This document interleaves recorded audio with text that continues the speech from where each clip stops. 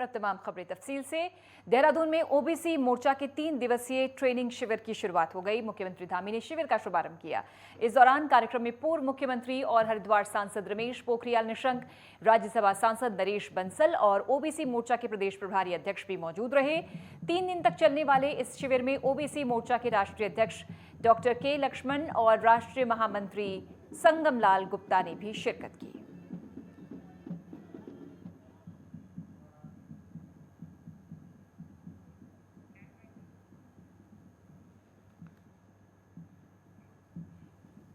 देहरादून में ओबीसी मोर्चा ने प्रशिक्षण शिविर का आयोजन किया जो 3 दिन तक चल रहा है। इस शिविर में क्या कुछ रहेगा और क्या क्या कार्यक्रम रहेंगे, इसके बारे में हमारे सहयोगी योगेश सेमवाल ने ओबीसी मोर्चा के प्रदेश अध्यक्ष राकेश गिरी से बातचीत की।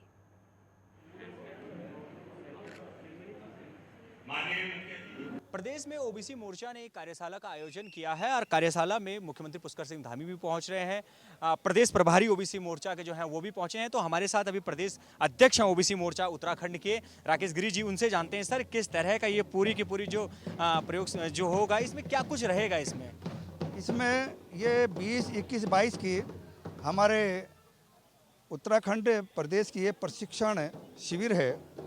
ये सभी मोर्चों का हो रहा है इस समय।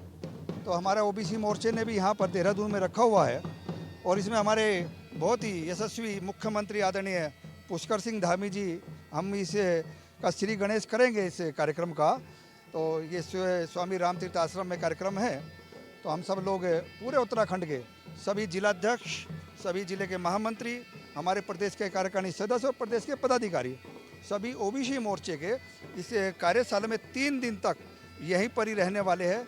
इसमें आदरणीय मुख्यमंत्री जी, आदरणीय हमारे हरिद्वार के सांसद डॉक्टर निशंक जी, हमारे तीरथ सिंह रावत जी, ज्योति प्रसाद गैरोला जी, बीना रुहेला जी, आदरणीय नरेश बंसल जी, हमारी बहन कल्पना सैनी जी, ऐसे सारे वरिष्ठ लोग हमारे कार्यकर्ताओं का मार्गदर्शन करने वाले हैं और 3 दिन तक इसका सत्र चलेगा। एक प्रशिक्षण के रूप में हम लोग करेंगे। मतलब अगर देखा जाए तो फोकस किस चीज़ में रहेगा, मेन फोकस, क्योंकि जिस तरह से मजबूत तो करना ही है ओबीसी मोर्चा को, प्रदेश में तो खुद ही भाजपा बहुत मजबूत है, लेकिन फोकस इस प्रशिक्षण में किस चीज़ पे ज़्यादा फोकस है? कार्यकर्ता श्रद्धा भाव से जैसे काम करता, उनका विकास हो, वो नेतृत्व करने की जो क्षमता है, क्योंकि प्रशिक्षण एक ऐसा काम है कि व्यक्ति का जब प्रशिक्षण हो तो वो अच्छी तरह और 24 कैरेट का बहुत अच्छा और काम करता है।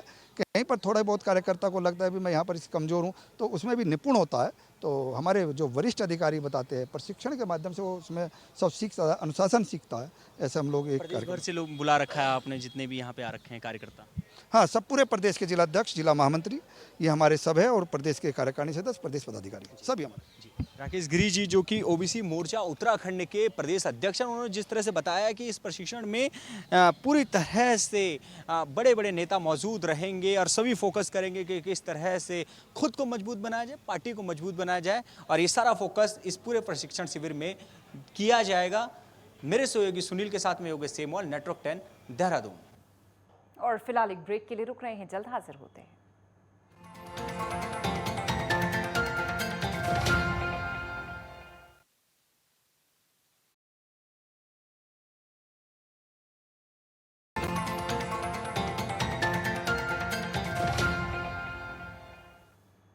ब्रेक के बाद आपका स्वागत है। 3 दिन तक चलने वाले ओबीसी मोर्चा के ट्रेनिंग सेशन में ओबीसी मोर्चा के प्रदेश प्रभारी गुरु प्रसाद मौर्य भी मौजूद रहे। हमारे सहयोगी ने उनसे खास बातचीत की।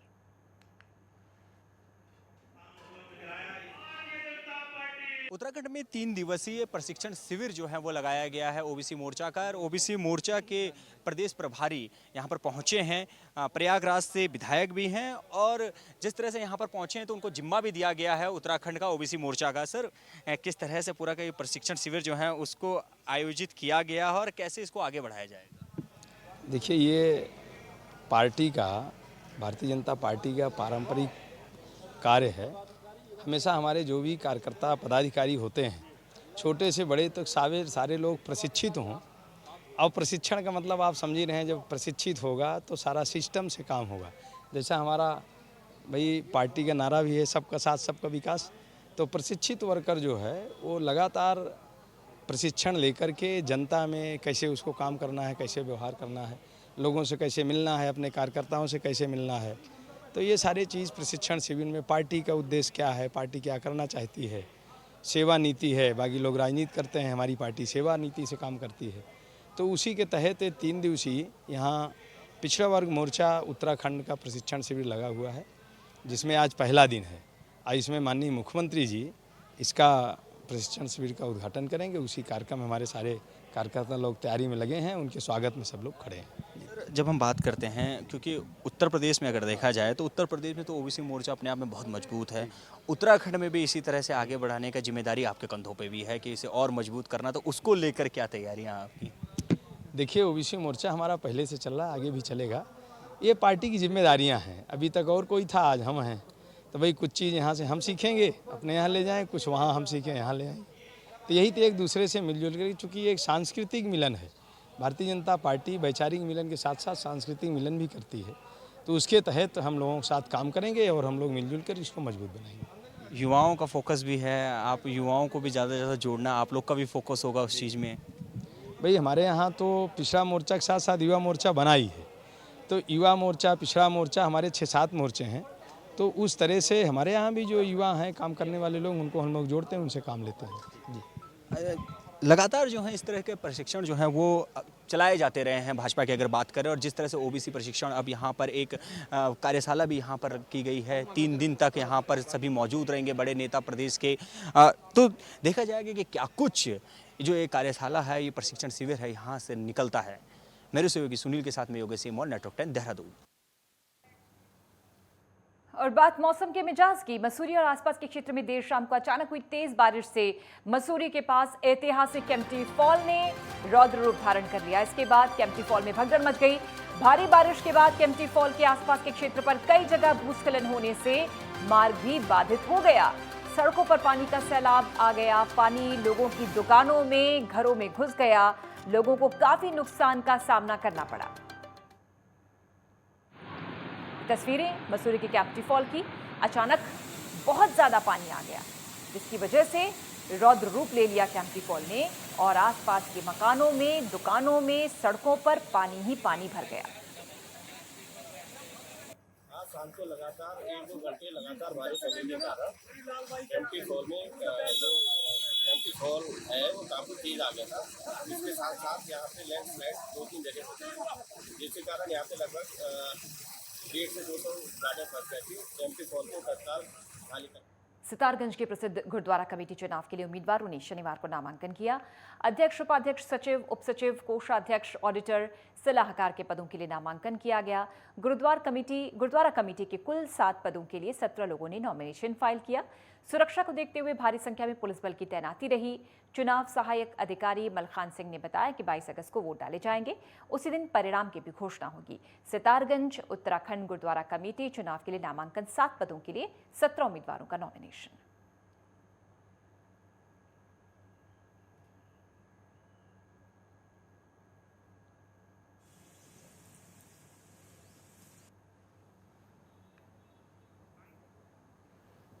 और पदों को मिलाकर कुल जो है 17 लोगों के द्वारा जो है नामांकन किया गया है, जिसमें 7 पद हैं: अध्यक्ष, उपाध्यक्ष, सचिव, उपसचिव और कोषाध्यक्ष, ऑडिटर और सलाहकार। बाकी मेंबर इनके द्वारा, मतलब कुल 17 लोगों के द्वारा अभी तक किया गया है। उत्तराखंड में लगातार देर रात से बारिश हो रही है। जनजीवन अस्त व्यस्त है। देर रात को पानी आने की वजह से नवनिर्माण रानी पोखरी पुल के समीप रोड को बंद कर दिया गया। थाने रायपुर मार्ग पर सोंग नदी पुल देर रात टूटने से सड़क बंद हो गई, तो वहीं डोईवाला क्षेत्र के सोंग नदी में पानी बढ़ गया। उप जिलाधिकारी युक्ता मिश्र सुबह 5 बजे से केशवापुरी और डोईवाला के क्षेत्रों में जाकर लोगों की स्थिति का जायजा ले रही हैं। देखिए, मेरा कहना यही है कि पानी का जलस्तर बहुत बढ़ा हुआ है। मेरा डोईवाला की जनता से और पूरे उत्तराखंड की जनता से अपील यही है कि बारिश बहुत ज़्यादा होने के कारण पानी का जलस्तर बढ़ा हुआ है, तो घर से जब भी निकले सावधानी से निकले, क्योंकि सावधानी ही बचाव है। क्योंकि पानी, और जो नदियों के पास अगल बगल जो घर है उन घरों को खाली कर देना चाहिए।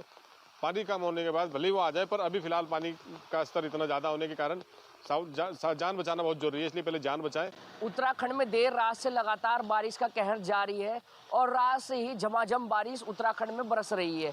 आज हम सुबह पहुंचे हैं डोईवाला में। डोईवाला की स्थिति भी ये है, जो हमारे डोईवाला में स्थित सोंग नदी है, और जो रायपुर का पुल जो हमको बताया जा रहा है वो टूट गया है, और जो सोंग नदी है उसके अंदर पूरा का पूरा पानी आ गया है। सोंग नदी का पानी कॉलेज और जो नवनिर्माण नई तहसील है वहाँ तक पहुँच चुका है। जो यहाँ के मैं आपको दिखा दूँ, जो पीछे का ये पड़ोस का पूरा क्षेत्र है, यहाँ पर भी देखिए ये सड़क है, ये छोटा मार्ग है जिससे ये देखिए किस तरह पानी सड़क से होता हुआ ये नवनिर्माण तहसील है इसके अंदर जा रहा है। और लगातार रात से भारी बारिश है, शासन प्रशासन यहाँ पर पहुँच चुके हैं। जो तहसील जो एसडीएम मैडम है, जो युक्ता मिश्रा है, वो भी यहाँ का मुआयना कर चुकी है। सुबह से ही वो लगातार क्षेत्रों के मुआयने कर रहे हो। केशवपुरी गई है और लगातार क्षेत्रों का मुआयना किया जा रहा है। कल रात जो रानी पोखरी का जो कच्चा वाला रास्ता था वो भी बंद कर दिया गया था क्योंकि ज़्यादा पानी आ गया था, और लगातार उत्तराखंड में बारिश का कहर जारी है। नेटवर्क 10 के लिए आसिफ हसन, डोईवाला। और फिलहाल एक छोटा सा ब्रेक ले रहे हैं, जल्द हाजिर होते हैं।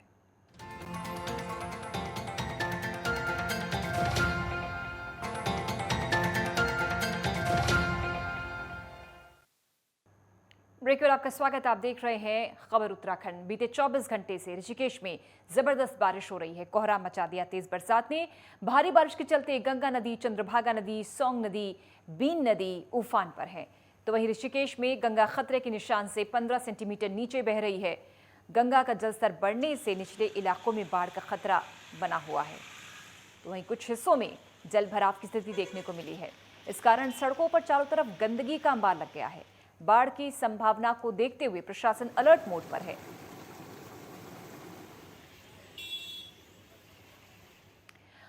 उत्तरकाशी में आफत की बरसात ने लोगों की परेशानियां बढ़ा दी हैं। जिले में भारी बारिश के बाद नुकसान देखने को मिल रहा है। जलभराव के चलते गाड़गदेरा उफान पर है। गंगा नदी का जलस्तर खतरे निशान पर पहुंच चुका है। धरासू बैंड के पास गंगोत्री यमुनोत्री दोनों हाईवे के साथ 2 दर्जन गांवों को जोड़ने वाला चमयारी मोटर मार्ग 4 दिनों से बंद पड़ा है। जनपद मुख्यालय के नजदीक कोट बंगला रोड के पास सड़क तालाब में तब्दील हो गई है। सड़क पर मलबा और पानी नदी की तरह बहने लगा है। इस दौरान 3 घंटे तक एम्बुलेंस सहित अन्य कई वाहन घंटों फंसे रहे।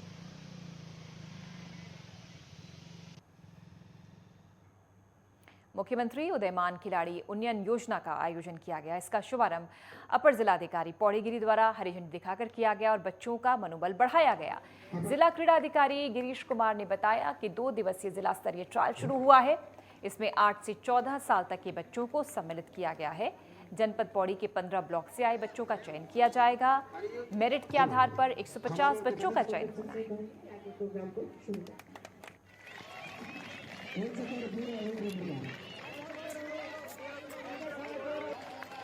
इसमें हमारे माननीय मुख्यमंत्री जी की उन्नयन योजना है जिसमें कि 150 बालक और 150 बालिकाओं को छात्रवृत्ति दिए जाने का प्रावधान है। जिसकी योजना हमारी न्याय पंचायत से शुरू होकर ब्लॉक स्तर से और ब्लॉक स्तर जनपद स्तर पर खत्म हुई है, जिसमें कि प्रत्येक ब्लॉक से 36 बालक और 36 बालिकाओं को चयन हुआ है जनपद स्तर के लिए। और इसी तरह से जनपद स्तर से हम 150 बालक और 150 बालिकाओं का चयन करेंगे। ये 2 दिन रहने वाला है। इसमें प्रत्येक आयु वर्ग के बच्चों का चयन किया जाना है, 8 से 9, 9 से 10 और 11 से 12, 13 से 14 में। तो इसमें 2 दिन का हमने रखा है और इसमें जो भी मेरिट के हिसाब से जिनके नंबर ज़्यादा आएंगे उनका चयन करके 150 बालक और 150 बालिकाओं का चयन किया जाएगा। रुड़की में जादूगर रोड पर मौजूद भारतीय किसान यूनियन अम्बावत की महिला राष्ट्रीय अध्यक्षा रश्मि चौधरी के आवास पर एक पत्रकार वार्ता का आयोजन हुआ। इसमें रश्मि चौधरी के द्वारा पत्रकारों को संबोधित करते हुए कहा गया कि संगठन के द्वारा 22 अगस्त को दिल्ली जंतर मंतर पर धरना प्रदर्शन का आयोजन किया जाना था, लेकिन इस कार्यक्रम को सरकार द्वारा रद्द कर दिया गया। सरकार द्वारा कार्यक्रम रद्द किए जाने के बाद जिलाधिकारी को ज्ञापन सौंपने की बात कही। उन्होंने कहा कि सरकार का अंदेशा था कि हजारों की संख्या में किसान इसमें भाग लेंगे, इसके चलते इस कार्यक्रम को सरकार के द्वारा रद्द कर दिया गया। किसान यूनियन अम्बावता की ओर से हमारा धरना प्रदर्शन था जंतर मंतर पर, तो वो सरकार ने रद्द कर दिया है कि यहाँ पर 35-40 हज़ार किसान आ जाएगा और फिर यहाँ का माहौल ख़राब हो जाएगा। तो इसलिए हमारा वो प्रोग्राम रद्द हुआ है। अब हमारे जो राष्ट्रीय अध्यक्ष अम्बावता जी हैं, उन्होंने हमें बोला है कि अपने अपने मुख्यालयों पे डीएम साहब को हम ज्ञापन देंगे कि देश बचाओ, संविधान बचाओ, किसान बचाओ। तो हम लोग सब लोग इकट्ठे होंगे 22 तारीख में 11:30 बजे हम लोग डीएम ऑफिस पहुंच जाएंगे और डीएम ऑफिस पहुंच के हम लोग अपना ज्ञापन देंगे, राष्ट्रपति के नाम ज्ञापन देंगे। पहाड़ पर हो रही बरसात के चलते हरिद्वार में गंगा का जलस्तर भी लगातार बढ़ रहा है। भीमगोड़ा बराज पर इस वक्त 2,33,982 क्यूसेक पानी गंगा में आ रहा है, जबकि भीमगोड़ा बराज से 2,22,295 क्यूसेक पानी डिस्चार्ज किया जा रहा है। भीमगोड़ा बराज से निकलने वाली गंगा नदी के किनारे बसे गांव को अलर्ट मोड पर रखा गया है। हरिद्वार जिला प्रशासन और यूपी सिंचाई विभाग द्वारा इस पर नजर बनी।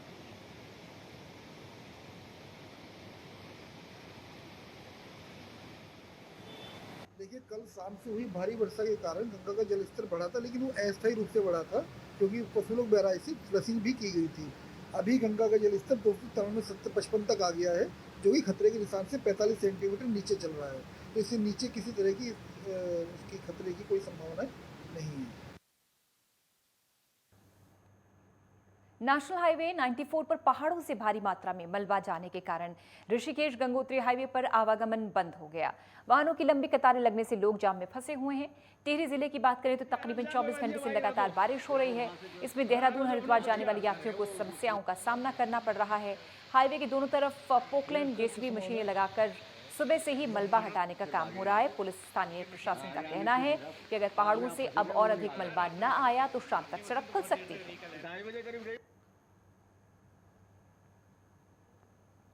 ये एक्चुअली कल शाम से ही लगातार बारिश हो रही है, बिना रुके लगातार बारिश हो रही है। इस कारण ये रात को करीब 1:30-2 बजे से टूट गया था। यहाँ पे काफ़ी मलबा आ गया था लैंडस्लाइड होती चाचा भतीजा बाईपास पे। तो अभी भी ब्लॉक है ये, इसके लिए मशीनें मंगवा दी गई हैं। NH के लोग भी आ गए हैं।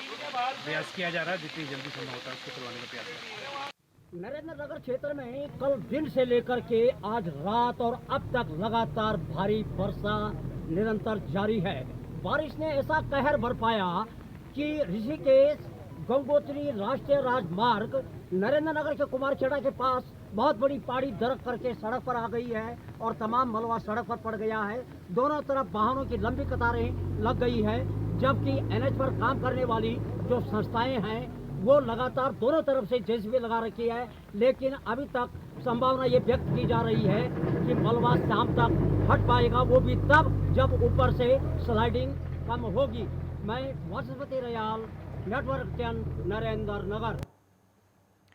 तो लगातार बारिश हो रही है, मैदानी क्षेत्रों पर अपना तांडव मचाया हुआ है। लगातार हो रही बारिश के चलते बाजपुर की लेवड़ा नदी एक बार फिर से उफान पर है। यही कारण है कि लेवड़ा नदी के पानी से नैनीताल रोड और वार्ड नंबर 13 में जलभराव की स्थिति बन गई है। आम जनजीवन अस्त व्यस्त हो गया है।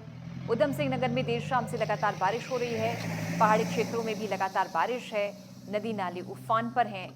बाजपुर की लेवड़ा नदी का जलस्तर बढ़ने से नदी के पानी ने नैनीताल रोड पर बाढ़ का रूप ले लिया है।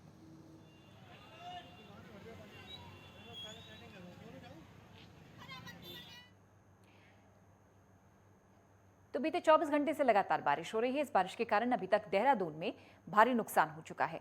नेता प्रतिपक्ष यशपाल आर्य ने भारी बारिश के कारण हुए आम लोगों के नुकसान के लिए सरकार से मुआवजे की बात कही है। नेता प्रतिपक्ष यशपाल आर्य ने कहा कि सरकार की ओर से इसके लिए उचित मुआवजा मिलना चाहिए। तंज कसते हुए कहा कि सरकार ने इस परिस्थिति के लिए जिस तरह के इंतजाम किए, उसने आज सारी सच्चाई बयां कर दी।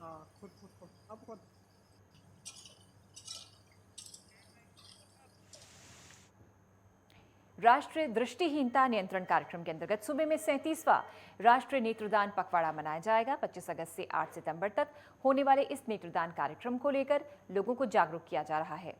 ये कार्यक्रम प्रदेश के 13 जिले के सभी ब्लॉक पर आयोजित किया जाना है।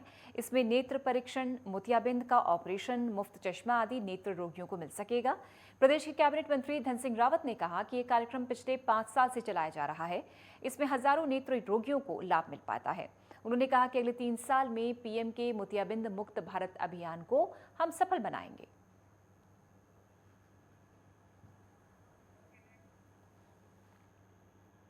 सोमेश्वर के डोटियाल गांव में भारी बरसात हुई। भूस्खलन होने से 4 मकानों को काफी खतरा हुआ।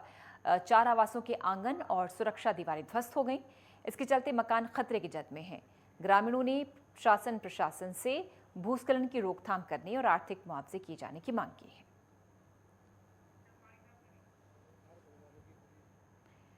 फिलहाल इस बुलेटिन में इतना ही, लेकिन खबरें लगातार जारी हैं। जय हिंद।